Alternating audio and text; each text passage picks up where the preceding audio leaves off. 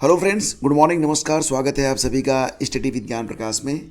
आज 5 जून है। आज यूपीएससी की प्रारंभिक परीक्षा भी हो रही है। जितने भी अभ्यर्थी शामिल हो रहे हैं आज की परीक्षा में, मैं उन सभी को उनके उज्जवल भविष्य की और इस परीक्षा में सफल होने की शुभकामनाएं देता हूं। और कल का दिन अगर हम देखें तो बीएड के परिप्रेक्ष्य में काफ़ी महत्वपूर्ण कहा जा सकता है। जैसा कि आप सभी लोग जानते हैं कि राजस्थान के बाद यूपी में भी बीएड को प्राइमरी शिक्षक भर्ती से बाहर करने के लिए जो एक वर्ग ने आंदोलन चलाया हुआ है, राजस्थान में तो उनको सफलता मिल गई, लेकिन यूपी में जो मामला है वो अभी कोर्ट में है और इस पर जो नेक्स्ट हियरिंग होनी है आप जानते ही हैं 14 जुलाई को होनी है। तो बीएड को प्राइमरी में इन करने के लिए कल अगर आपने ट्विटर अगर आप यूज़ करते हैं तो ट्रेंडिंग सेक्शन में मोदी जी बीएड को न्याय दिलाओ ये ट्रेंडिंग में रहा। बहुत बड़ी संख्या में ट्वीट किए गए और इसमें अमित शाह जी जो कि हमारे होम मिनिस्टर हैं उनको भी टैग किया गया था कि बीएड को न्याय दिलाइए। तो कल ये ट्रेंडिंग में रहा और काफ़ी बड़ी संख्या में बीएड के बारे में ये ट्वीट किए गए और निश्चित रूप से जो बीएड है उसको न्याय मिलना भी चाहिए। फिलहाल बीएड की प्रवेश परीक्षा के बारे में बात कर लेते हैं। तो उत्तर प्रदेश राजर्षि टंडन मुक्त विश्वविद्यालय में शैक्षिक सत्र 2022-23 के बीएड और बीएड स्पेशल पाठ्यक्रम की जो प्रवेश परीक्षा होगी वो 6 अगस्त को संपन्न करवाई जाएगी। तो बीएड प्रवेश परीक्षा 6 अगस्त को होगी। ये प्रवेश परीक्षा जो है ये राजर्षि टंडन वाले की बात हो रही है, ये आप ध्यान रखिएगा। और इसके बारे में परीक्षा विभाग के क्षेत्रीय समन्वयक डॉक्टर एसके सिंह ने बताया कि ऑनलाइन आवेदन की जो प्रक्रिया है वो स्टार्ट हो चुकी है। और अगर इस समय आप यूपीपीएससी की ऑफिशियल वेबसाइट पर जाएंगे तो आपको एक्टिव एडवर्टाइजमेंट में खान निरीक्षक के 55 पदों पर भर्ती के लिए आवेदन के लिए जो लिंक है वो एक्टिव मिलेगा। यूपीपीएससी ने इसका विज्ञापन जारी कर दिया है और पहले ये जो भर्ती होती थी सीधे सीधे होती थी, लेकिन अब इसके लिए प्री और मेंस रखा गया है। इसमें इंटरव्यू तो नहीं होगा लेकिन प्री के बाद मेंस की परीक्षा करवाई जाएगी। 300 अंकों की परीक्षा होगी। प्रारंभिक जो परीक्षा होगी वो 300 अंकों की होगी, 2 घंटे की परीक्षा होगी। इसमें ऑब्जेक्टिव टाइप के कुल 150 प्रश्नों के सामान्य अध्ययन और सामान्य हिंदी के 25-25 सवाल और माइनिंग इंजीनियरिंग के 100 सवाल पूछे जाएंगे। प्रत्येक प्रश्न के लिए 2 अंक निर्धारित रहेंगे। और मुख्य परीक्षा में माइनिंग इंजीनियरिंग का प्रश्न पत्र होगा। परीक्षा 200 अंकों की होगी। 3 घंटे की परीक्षा में कुल 8 प्रश्न पूछे जाएंगे। तो आपको बता दें कि उत्तर प्रदेश लोक सेवा आयोग ने अपनी वेबसाइट पर परीक्षा का विस्तृत विज्ञापन जारी कर दिया है। पहले खान निरीक्षक के लिए ये जो भर्ती होती थी सीधे सीधे होती थी, लेकिन अब इसके लिए क्योंकि प्रतियोगिता बढ़ ही रही है, हर जगह बढ़ रही है, तो इसमें भी बढ़ रही है। तो अब प्री और मेंस की व्यवस्था कर दी गई है, इंटरव्यू नहीं रहेगा और प्रारंभिक परीक्षा में नेगेटिव मार्किंग भी रहेगी, तो ये भी ध्यान रखिएगा। और प्रारंभिक परीक्षा में पदों की संख्या के मुकाबले सफल होने वाले 15 गुना अभ्यर्थियों को मुख्य परीक्षा के लिए इनवाइट किया जाएगा। और इस परीक्षा के लिए आवेदन कौन कर पाएगा? तो आवेदन वही कर सकेंगे जिन्होंने AICTE द्वारा मान्यता प्राप्त किसी संस्था से खनन अभियंत्रण में डिप्लोमा किया हो। माइनिंग इंजीनियरिंग में अगर डिप्लोमा किया गया है तभी आप इसमें आवेदन कर पाएंगे। बाकी चीज़ें समान हैं, जैसे कि जो एज है वो 1 जुलाई 2022 को 21 से 40 वर्ष के बीच में होनी चाहिए वगैरह वगैरह। रोडवेज कैंट डिपो में संविदा पर भर्ती होने वाली है। 80 कंडक्टर की भर्ती होगी। तो वाराणसी के बारे में बात यहाँ पर हो रही है कि रोडवेज कैंट डिपो में संविदा पर 80 परिचालकों यानी कंडक्टर्स की भर्ती होने वाली है। अगले सप्ताह से चयन भर्ती की प्रक्रिया स्टार्ट होगी।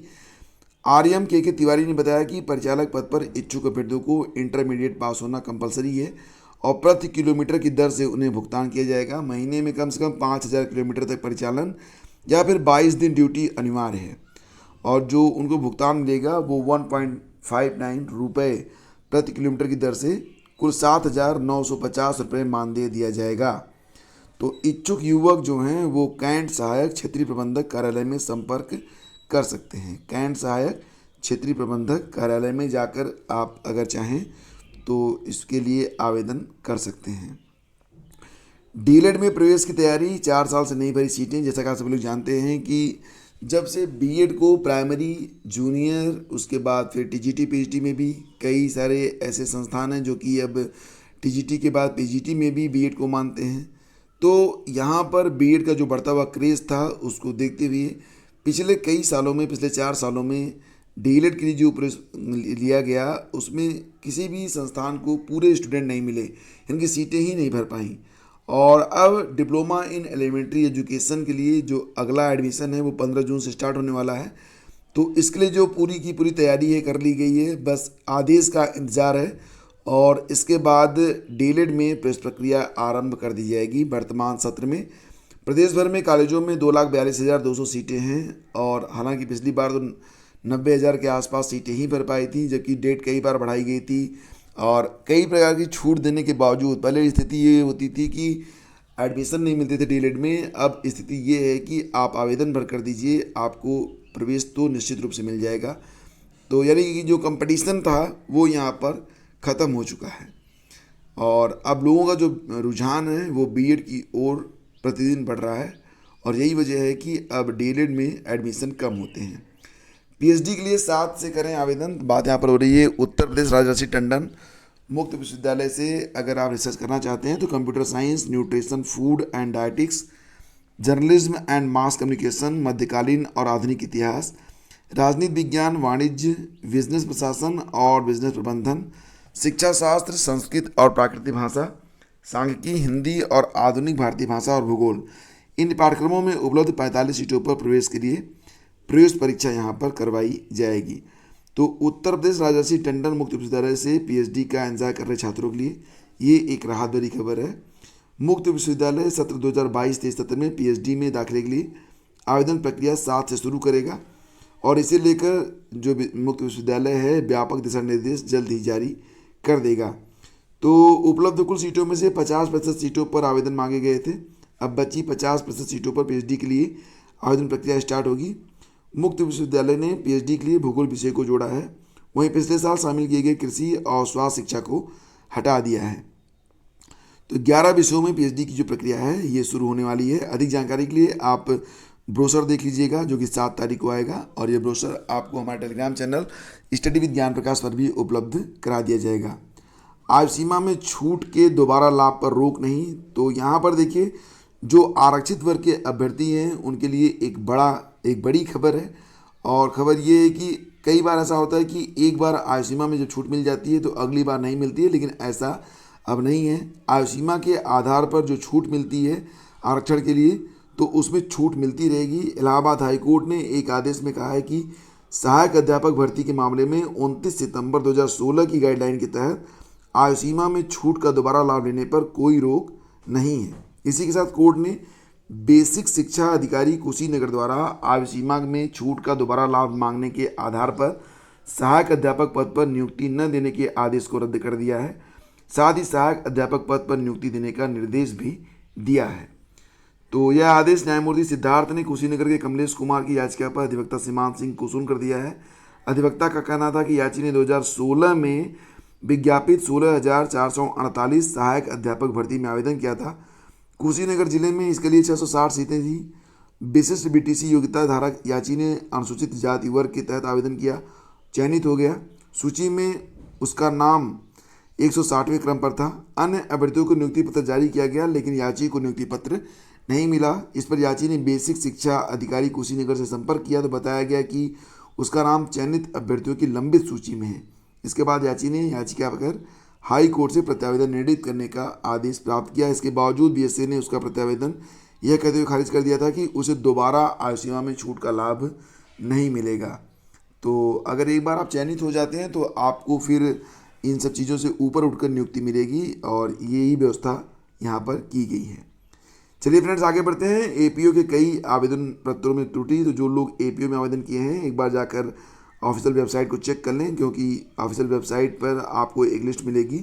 इसमें वे आवेदन पत्र आपको देखने को मिलेंगे जिसमें कुछ त्रुटियां शेष रह गई हैं और उनको फटाफट आप लोग ठीक कर लीजिए। अभ्यर्थियों ने 21 मई तक ऑनलाइन आवेदन लिए थे, मतलब ऑनलाइन आवेदन किया था 21 मई तक। तो 11 जून तक अंतिम अवसर है। 11 जून से पहले आप अपना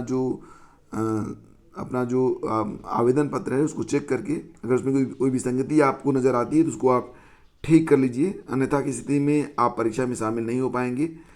और वहीं पर 100 साल पुराने नियम से भर्ती के खिलाफ अभ्यर्थी। तो बात यहाँ पर हो रही है टीजीटी गणित से संबंधित नियमावली के बारे में। जैसा कि आप सभी लोग जानते हैं कि टीजीटी गणित में अगर आप शामिल होना चाहते हैं, अब अगर आप गणित से टीजीटी की परीक्षा देना चाहते हैं तो इसके लिए जो प्रवक्ता गणित के लिए शैक्षिक अर्हता जो है वो एमए एमएससी गणित के लिए एमए अगर आपने गणित से पढ़ा हुआ है, मतलब अगर आपने गणित से एमए किया हुआ है तो भी आप आवेदन कर पाएंगे, या फिर आपने एमएससी किया हुआ गणित से, या फिर 3 साल का जो बीए का ऑनर्स हो या फिर बीएससी का ऑनर्स हो, अगर आपने मैथमेटिक्स लिया हुआ था तब भी आपको एलिजिबल माना जाता है। तो यहाँ पर देखिए बात ये हो रही है कि माध्यमिक शिक्षा सेवा चयन बोर्ड जल्दी प्राथमिक स्नातक टीजीटी और पीजीटी के नए पदों पर भर्ती के लिए विज्ञापन जारी करने जा रहा है। प्रवक्ता गणित के जो पद हैं उस पर भर्ती के लिए आवेदन की तैयारी में बैठे अभ्यर्थियों ने मांग की है कि एमएससी अप्लाइड मैथमेटिक्स के अभ्यर्थियों को भी इसमें शामिल किया जाना चाहिए, एमएससी अप्लाइड मैथमेटिक्स। और अभी कुछ दिन पहले मांग की गई थी कि बीएससी ऑनर्स को जो एमए के इक्विवेलेंट माना जाता है उसको भी न माना जाए।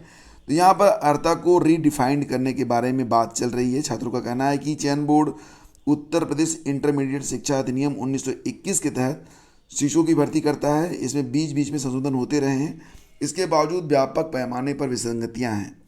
और अभ्यर्थियों का यह भी कहना है कि एक तरफ प्रदेश में नई शिक्षा नीति लागू हो रही है, दूसरी तरफ शिक्षकों का जो चयन हो रहा है वो 100 साल पुराने नियम पर हो रहा है।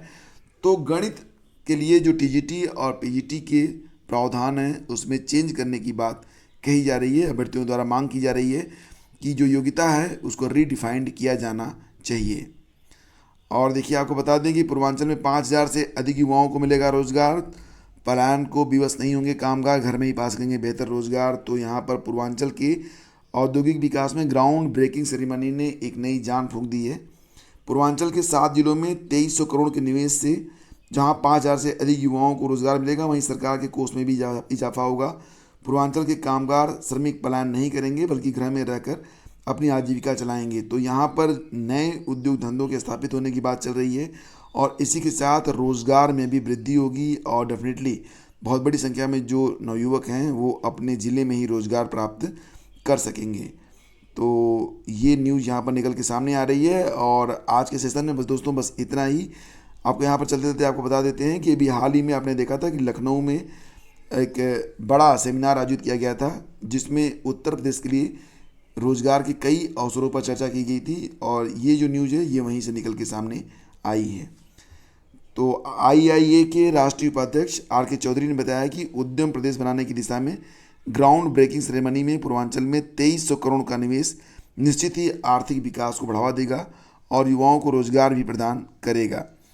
तो फ्रेंड्स ये थी आज की पूरी अपडेट। अगर सेशन आपको अच्छा लगा है तो प्लीज़ इसे लाइक और शेयर जरूर कीजिएगा। बहुत बहुत धन्यवाद, थैंक यू सो मच। और आज मैं आपको जो है जो परीक्षा हुई थी यूपीपीएससी एसीएफ आरएफओ की जो परीक्षा हुई थी 3 अप्रैल को, तो उसका जो पूरा क्वेश्चन पेपर है वो मैं आपके सामने रखूँगा। थोड़ी देर में वीडियो अपलोड कर दिया जाएगा, जरूर वॉच कीजिएगा। Thank you so much.